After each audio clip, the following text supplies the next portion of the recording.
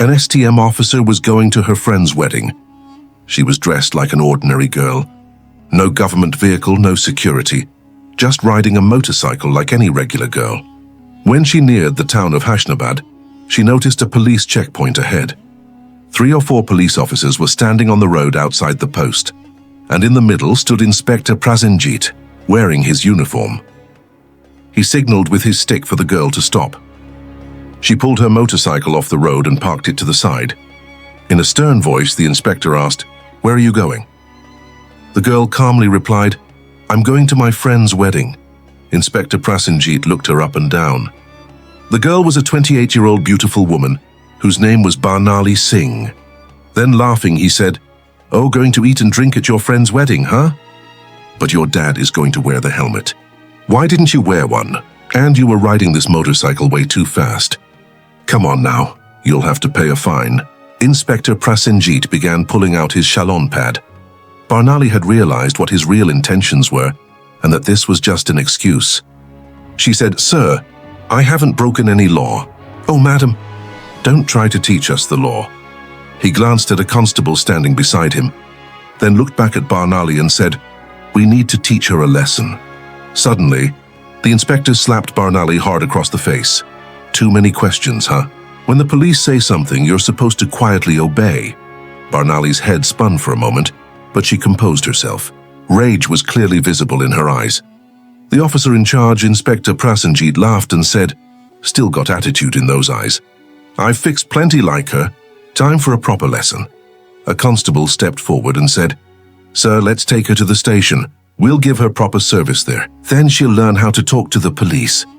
One constable grabbed Barnali's arm and said, "Come on, sit in the vehicle." Barnali jerked her arm free and said in a sharp tone, "Don't you dare touch me, or the consequences won't be good." The inspector grew even angrier. He told one constable, "Look at that arrogance." A constable stepped forward, grabbed Barnali Singh's hair, and tried to drag her forcefully.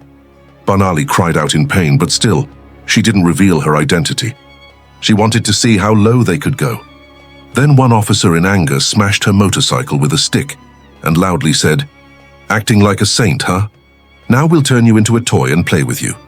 Barnali Singh now fully understood what was about to happen to her and how low these people could stoop. There was rage in Inspector Prasenjit's eyes. He shouted loudly, "I've seen many smart ones like you. You want to mess with the police today? We'll show you. Take her to the station. We'll teach her there." Still, Barnali Singh remained silent. She showed no intention of revealing her identity. She wanted to see just how far they'd go in defaming the administration. How far could they go with their cruelty? Inspector Prasenjit was now irritated. Standing before him was a woman whose soft and beautiful cheek had been slapped, whose hair had been pulled, and who'd been dragged by the arm across the street. Yet she still stood silently like a statue. No screaming, no crying.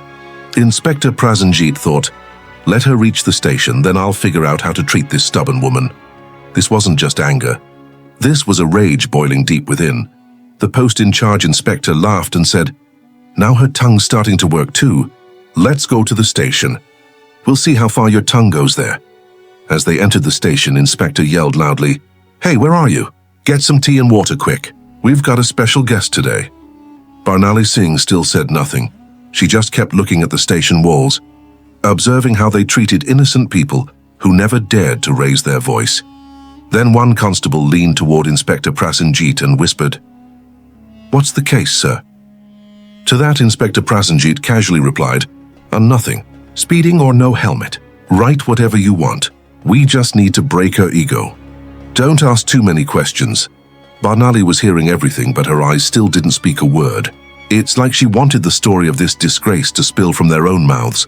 Inspector sat down on the chair, spinning a pen across the table, then looked up at Barnali and asked, "Name? Where do you live? Whose daughter are you?" Barnali remained silent. The inspector repeated, "Didn't you hear me? What's your name?" Still, Barnali's silence stood like a stone wall. Then the inspector slammed his hand on the table so hard that the sound echoed throughout the entire station. And he shouted in anger, "Didn't you hear me? Tell me your name now." Barnali slowly turned her face and replied, "G. Sumita Sharma." The inspector looked at her and smirked. "Oh, smart girl, huh? You're used to lying, but remember, if you get too clever, it'll cost you big. One single mistake, and you won't even get time to regret it. Barnali Singh was then forcefully thrown into that filthy lockup, where 2 other inmates were already sitting. One of them looked at her and asked, "Sister, what crime did you commit?" Barnali gave a faint smile but said nothing. She was just observing how rotten the entire system had become. If an SDO could be locked up for no reason, then imagining the condition of regular people wasn't hard at all. Barnali now sat in the corner of that dark cell watching, listening, and understanding every act. Inspector Prasenjit then fabricated a false report and said, "Put a theft and blackmailing charge on her." He slammed his hand on the file and said, "Let's go quickly." One constable asked, "But sir, without evidence?" The inspector laughed and said, "In this station, evidence isn't brought in, it's made." A while later, a constable came in and slammed his hand on Barnali's shoulder. Just as the inspector raised his hand again, a commanding voice came from the doorway. "Stop!" Everyone turned around. At the door stood Senior Inspector Sanjay Bara. His reputation was a little better than the others.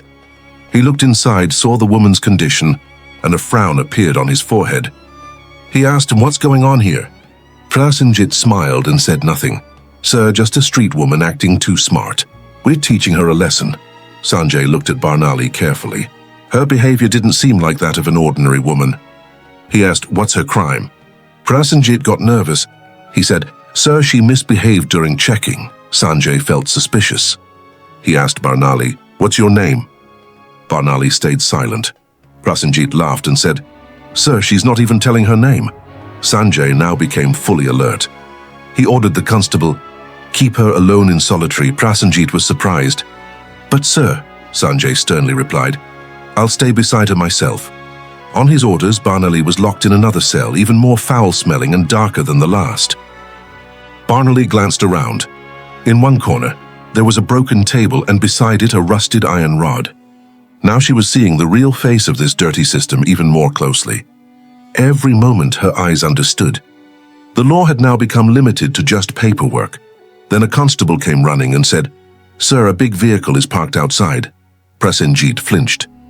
He asked, What vehicle?" The constable replied nervously, "Sir, a government car." He rushed outside, and the moment he looked into the vehicle, his eyes widened in shock. He hurried back in and whispered, "Sir." Prasenjit, irritated, asked, "What happened?" "Who's here?" The constable, shaking, replied, "Sir, the commissioner is here." Prasenjit's face turned pale. Senior Inspector Sanjay Varma also became alert because now the matter had directly reached the top. The commissioner stepped into the station, and the anger was clearly visible in his eyes.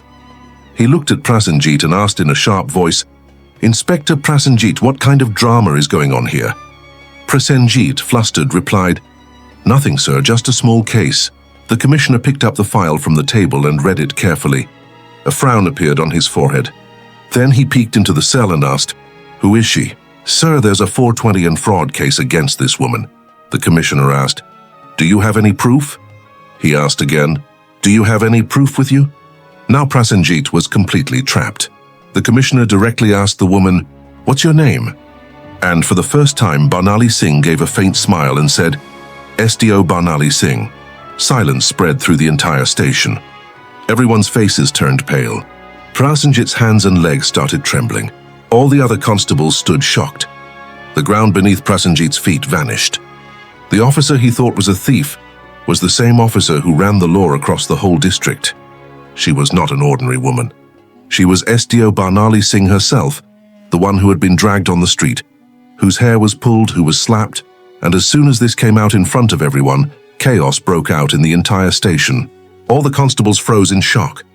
The commissioner looked sharply at Inspector Prasenjit and angrily said, "Prasenjit, how dare you place false charges on a senior officer?" Prasenjit tried to say something, but before he could, Senior Inspector Sanjay Varma, standing nearby, shouted, "Sir, I told you earlier something was off." Now Prasenjit was completely left alone. Then Barnali Singh, in her calm but firm voice, for the first time directly announced the verdict and said, "Prasenjit, this time your job is gone. Your suspension is confirmed, and now there will also be a case filed against you." Hearing this, Prasenjit felt like he couldn't breathe. The rest of the police turned their faces away from him. Sanjay Verma immediately shouted, "Hava Sahib, take him and throw him in the lockup." But just then Prasenjit pulled out a folded piece of paper from his pocket, smiling as he said, "Wait, madam. Take a look at this first, then do whatever you want." He showed the paper. Both the commissioner and Barnali Singh instantly looked at him. Prasenjit said, "Here is my transfer order. I was transferred 3 days ago. Now, no matter how angry you are, you can't fire me from the job." The entire station fell silent again. Barnali took the paper in hand and read it. The commissioner, narrowing his eyes, looked sharply at Senior Inspector Sanjay Verma and said, "Go check if this paper is real or just for show." Sanjay checked the computer records, lifted his head and said, "Sir, it's real, but the new inspector hasn't taken charge yet. That means he's still the official inspector here, and all the misconduct was done under his watch. Now no one can save him." Barnali Singh looked him in the eye and said, "Now your new address will be the same place where you used to throw others in." The commissioner also nodded in agreement. As 2 constables stepped forward to catch him, Prasenjit played his next move and said, "Wait, madam, I'm not alone. Do you really think all the blame is just mine?" Then he pointed toward the other police officers in the station and said, "All of them are with me. Even people from the top are involved." Some of the police officers' faces lost all color. Senior Inspector Sanjay Verma began looking at each one, realizing the situation. Barnali Singh looked at the commissioner and said, "Now we'll have to clean out this entire station. No one will be spared." The commissioner also said, "As you command, madam. Now everyone will be held accountable, one by one." The moment those words were spoken, it felt like lightning had struck the station. Outside, a few journalists stood quietly, already suspecting that something big was going wrong inside the station. When they got the news that the entire police station line had been summoned, they immediately started spreading the news from their phones. A shiny car came and stopped in front. The door opened, and SP Sir himself stepped out. He looked around. Everyone's face had gone pale. All the officers of the station were standing on one side, and SP Sir said, "Since when has this circus been going on here?" But both the commissioner and the officer in charge stood silently. At that moment, Barnali Singh looked straight into the SP's eyes and said, "Do you think you'll get away with this?" Sanjay Verma immediately pulled out a file and handed it to Barnali Singh. That file contained all the black deeds of SP Sir completely exposed. Barnali Singh held the file out to the SP and said, "Here, look. All your dirty secrets are rented out in this." Sweat started dripping from the SP's forehead. Without any delay, the commissioner shouted loudly, "Arrest him, and also arrest that other scoundrel." The whole station was stunned. For the first time, someone had publicly challenged such a high-ranking officer. As soon as the SP was arrested, a storm broke out across the entire district. The matter reached all the way to Delhi. Even the chief minister was informed, and from there came a direct order: arrest every officer in the district who was involved in this mess. Within the next 2 days, more than 40 police officers, over 10 senior officials, and several political leaders were arrested across the district. The entire atmosphere of Hassanabad district changed. Now everywhere there was only one topic of discussion: the honesty and bravery of SDO Barnali Singh, who had shaken up the entire rotten system. Now there was a new energy in the administration, a new mindset, and above all a new fear that no one could escape anymore. Barnali Singh's work was done. She had proven that if your intentions are truly pure from within, then even an entire country can be transformed. If you've watched the video till the end, please give it a like and subscribe to stay with us.